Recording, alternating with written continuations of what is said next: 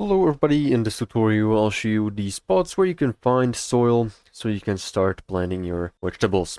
So to begin, first of all, the first spot, easiest to find, is to go just by the road and find this shack village. And inside of here, just search the houses and you should find some soil bags inside.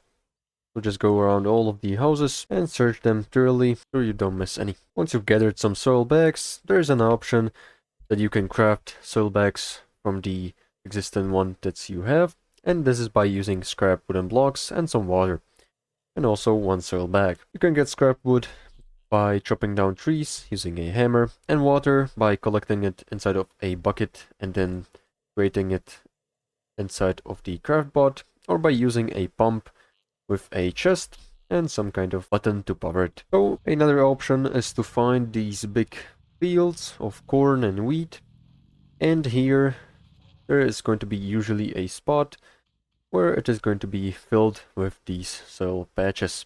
You can pick them up one by one and they are going to give you soil bags. And this is probably the best location where you can find them, where you can find many of them. So just go ahead and search these fields that you see here and pick up these soil patches.